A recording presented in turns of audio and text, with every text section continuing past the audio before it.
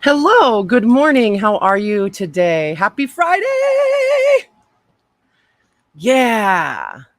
So I was going to take down that video and just reread it all, but I just got busy doing stuff. So I'm leaving it up and I'm just going to end up doing the wee little last bit. It's like 4 pages of this amazing book written by Robert Sepehr called Gods with Amnesia, Subterranean Worlds of Inner Earth. Boop. So let's do it to it.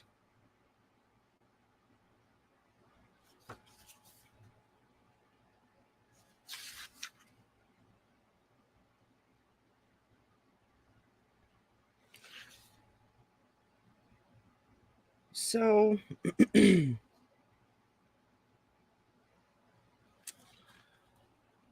I might be a little bit into what I read last. I'm going to start at the top of this page because I'm not certain. The radiocarbon measurements showed that the topsoil is up to 12,000 years old. The carbon dating of the fossilized leaf sheds new light into the true age of this European site.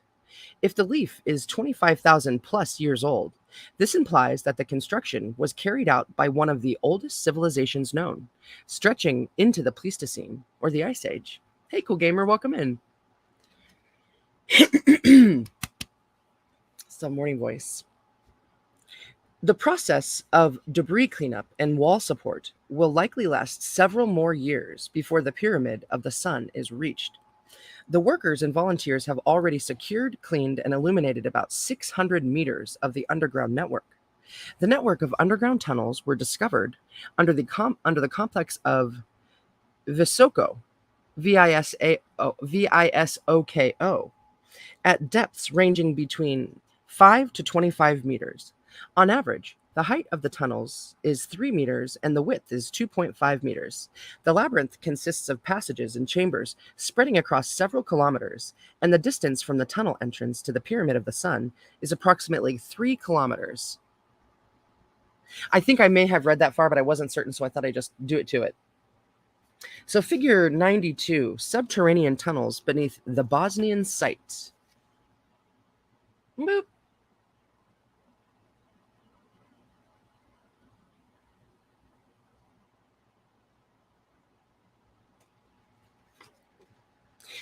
Visitors Visitors can now explore the tunnels at will, with an additional 400 meters of tunnel cleared up and being secured. The air circulation in the tunnel system is extremely good because of the difference in ceiling heights throughout the network.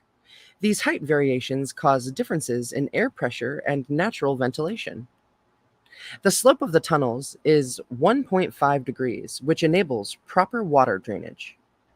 Samples of 2 types of mineral drip stones, stalactites and stalagmites, were found in the underground tunnels and sent to leading European laboratories for radiocarbon dating and analysis. The radiocarbon laboratories and universities of Uppsala in Sweden, University of Kiel, Kiel, in Germany, and the University of Technology in Glowicz, Poland, all estimated the age of the stalagmites at more than 5,000 years old, meaning that they estimated that the underground tunnels are older than 5,000 years. Are the builders of these underground tunnels the same people who built the surface structures? Maybe, but not necessarily. Hey, no capitals, welcome in. Oh crap, I think I might have this thing on the Wi-Fi setting and maybe I should not. How do I do that? Right there.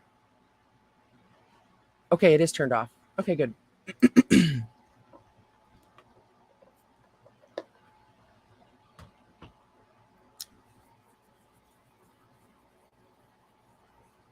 So, figure 93, prehistoric underground Bosnian pyramid labyrinth.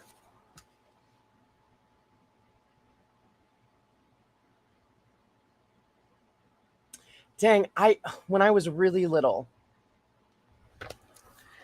I wrote a story about a cave. and traveling into it in ferries. I'm talking like super duper little. But we bound it. It's somewhere around here. It's a picture book. Anyways, that picture reminded me of my cave.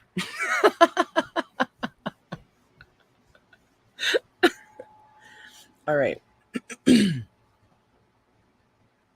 Several cultures have used these underground tunnels. Remnants of a fireplace were found near the tunnel entrance, and samples of organic material from it were sent to Sweden and Poland for radiocarbon analysis, which displayed an age of 3,000 plus years. At some point, some of the side tunnels and chambers spawning from the main tunnel had been used with rocks, pebbles, sand, and clay, and sealed with drywall. The radiocarbon analysis of the material used to close the chambers is younger than the tunnels are estimated to be. Workers are currently opening the chambers and side tunnels, as well as cleaning up the material used for sealing. 7 leading European archaeologists issued a European Association of Archaeologists declaration stating, quote, "We, the undersigned professional archaeologists from all parts of Europe, wish to protest strongly at the continuing support by the Bosnian authorities for the so-called Pyramid Project being conducted on hills at and near Visoko. This scheme is a cruel hoax on the unsuspecting public and has no place in the world of genuine science. It is a waste of scarce resources that would be much better used in protecting the genuine archaeological heritage and is diverting attention from the pressing problems that are affecting professional archaeologists in Herzegovina, Bosnia Herzegovina, on a daily basis," end quote.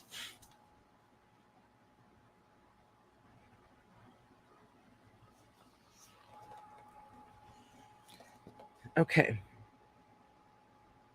The declaration was signed by Hermann Parzinger, president of German Archaeological Institute in Berlin, Willem Willems, inspector general of Richkin, bollocks. Okay, so Rijksinspectie. That's when you pronounce all the letters. Maybe the J silent. Rijksinspectie. Okay, so general of Rijksinspectie, archaeology in The Hague. Jean-Paul de Mol, president of the Institut National des Researchers Archaeologiques Preventatives, which is INRAP, INRAP, in Paris. Ah, balls. I didn't even realize it was French. Okay. Romuald Schild, director of the Institute of Archaeology and Ethnology of the Polish Academy of Sciences in Warsaw. Vasil Nikolov, director of the Institute of Archaeology of the Bulgarian Academy of Sciences in Sofia. Anthony Harding, president of the European Association of Archaeologists, and Mike Hayworth, director of the Council for British Archaeology in York. Dude, my voice feels extra low today.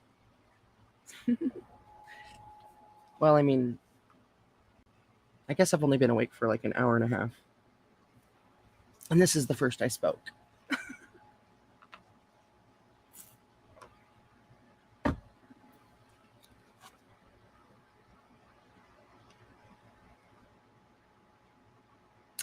For now, the Bosnian archaeological site remains officially the stuff of legends. That said, legends of an advanced civilization of gods who built vast underground cities as refuges and shelter from a violence or cataclysmic events on the surface appear in the mythology of numerous cultures separated by great distances from China and Eurasia. to the New World. Perhaps the thousands of subterranean tunnels, deep underground caves, and connected cavern networks can best be explained by these largely ignored myths. Exactly what were these extensive underground dwellings used for? Why were they originally built? And by whom remains a mystery, but one that may see light at the end of the tunnel during our lifetime. Las Cuevas de Nerja, the caves of Nerja, are an elaborate series of naturally formed caves and caverns in the hills of Maros, Spain, located just 4 kilometers northeast of Nerja. Some of these caves are said to have taken up to 2 million years to form. They contain the widest naturally formed column known in the world, at 32 meters high and 13 by 7 meters at its base. Formed by the merging of a stalagmite and a stalactite, the caves of Nerja have held the Guinness World Record since 1989.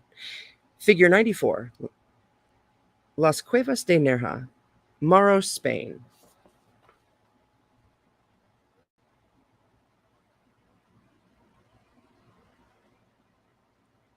Sweet dreams!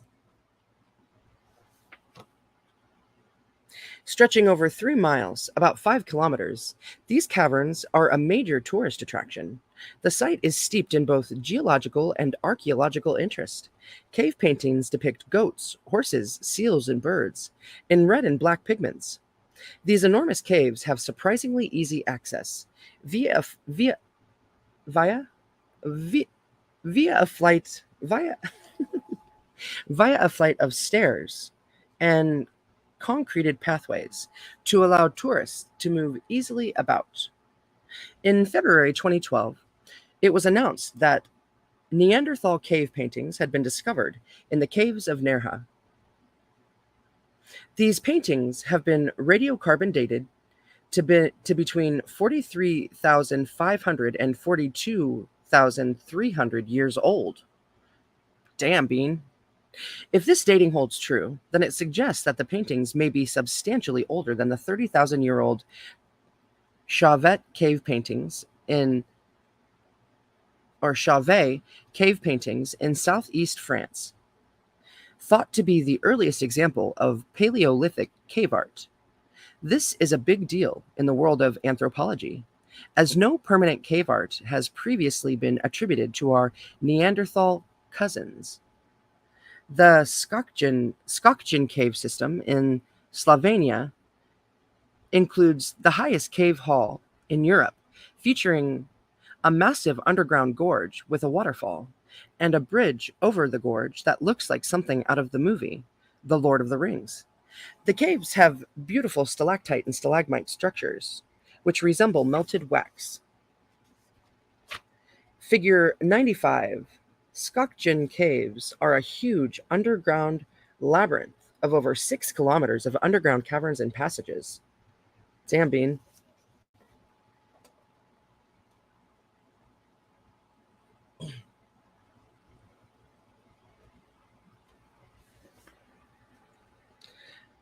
The Scotchgen Caves were formed by the sinking Rica River, Reka. The river remains on the surface at the cave entrance, but suddenly disappears underground, where it continues its way through the underground caverns. The river emerges on the surface again, not far from the Adriatic coast, after following underground for about 21 miles. Entered on UNESCO's list of natural and cultural World Heritage Sites in 1986, the Scotchgen Caves represent the most significant underground phenomena in both the karst region and Slovenia, and one of the largest underground canyons in the world. A, a special ecosystem has developed in these caves due to particular microclimatic conditions. Figure 96. Ooh, I wish that I could go blow that up. Entrance hall to the Scotchgen Caves, Slovenia. Hi, Jeremiah Shine. Welcome in. Oh, I hope you find some books you dig, dude. So many juicy reads. Okay. The Scotchgen Caves were formed by the sinking Rica River. The river remains. Oh, wait. Oh, wait, yeah, I'm over here. Okay. So the Scotchgen Caves have great cultural, historical, and national significance, as the location has been inhabited by modern humans since the late Pleistocene. The exceptional volume of the underground canyon is what distinguishes it from other cave systems and places the archaeological site among the most memorable underground tourist destinations in the world. The river flowing through the underground canyon is approximately 3.5 kilometers long or 10 to 60 meters wide.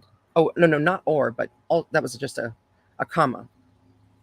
10 to 60 meters wide and over 140 meters high, expanding into huge underground chambers. The largest of these is Martel's Chamber. I went to high school with some Martels.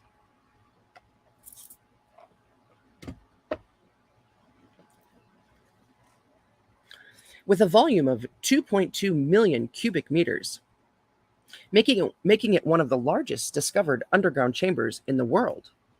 In 2009, Transylvanian Sunrise was published, chronicling a discovery made below the Romanian Sphinx, a site at an altitude of 2,216 meters in the Buseji Mountains of Romania. Under the naturally eroded stone megalith, which, depending on the angle, resembles an eroded sphinx-like structure, there is rumored to be a tunnel entrance leading into the bowels of the earth. Figure 97, the Romanian Sphinx. Buseji Mountains, Romania.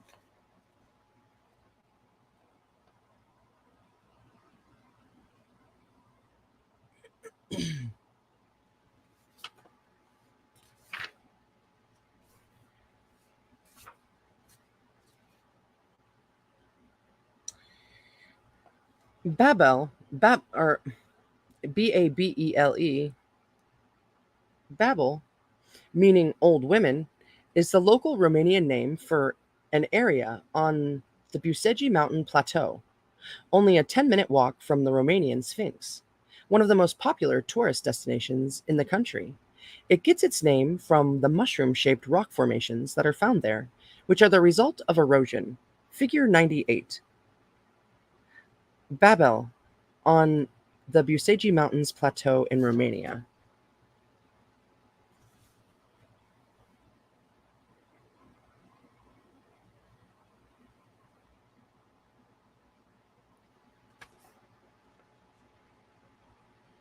There are at least three main tunnels referred to in Transylvania Sunrise, one of which leads to the underground caverns. In one of the caverns, there are oversized stone tables which stand 2 meters in height. They give the impression of having served people obviously much taller than we are. The book has been well received, but largely written off as fiction. That said, interest has increasingly grown since its publication, especially surrounding the parts of the story concerning giants and their subterranean habitat. Figure 99, monastery at the entrance of Lalo Mitei Cave, or Ialo, it could be Ialo Mitei Cave in the Buseji Mountains, Romania. Right, view inside the cave. Oh, the right side is the view of the cave.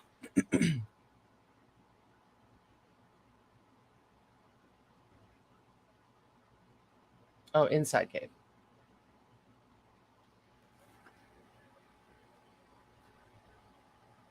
Yeah, okay, so the Ialo Mitei Cave in the Romania,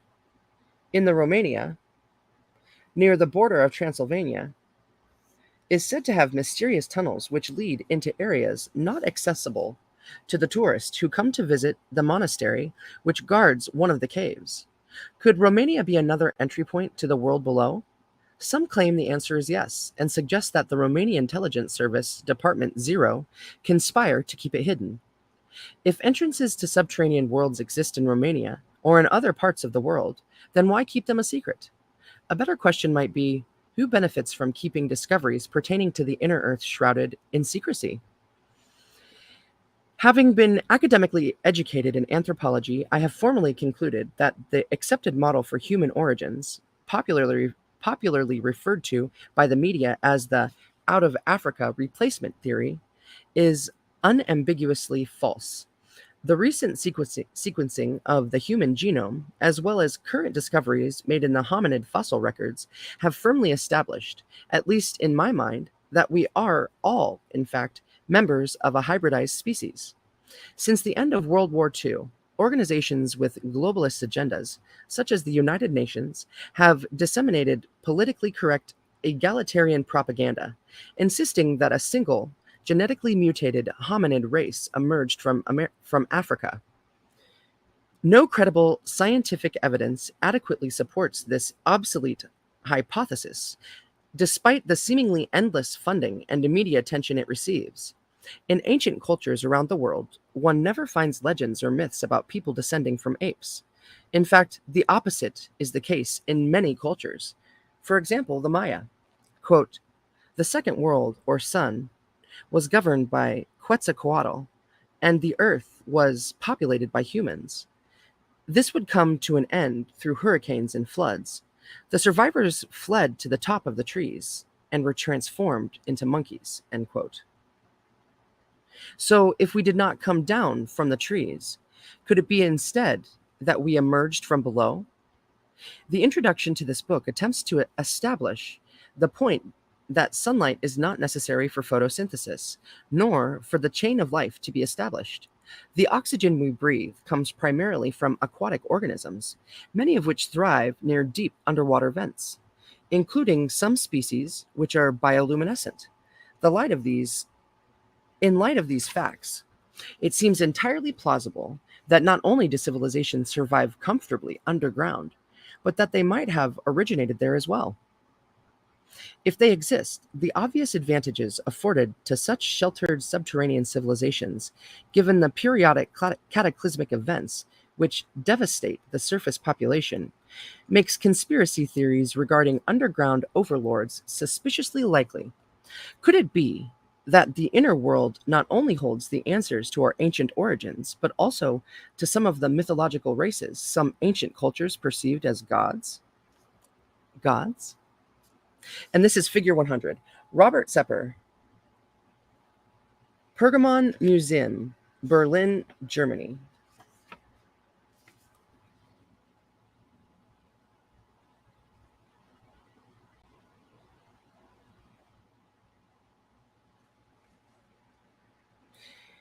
If life did have its genesis inside our planet's interior, let me actually get a sip of water here. If life did have its genesis inside our planet's interior, rather than from a solar based food chain, the implication is that life, and possibly intelligent life, could begin in just the same way inside other planets and moons without the ideal surface conditions we have been told are an absolute requirement. We already know what Mars, we already know that Mars has water. So if this theory holds true, it may be just a matter of time before we hear the announcement that it also has life. The end. Thank you, Robert Sepehr, and thank you, everyone. Yeah, very cool. Okay, so I'll load this up to the playlist, and this completes this book. And we completed, oh, excuse me, we completed the Dolores Cannon book. I'm going on vacation, so I don't expect I'll be back for a full week,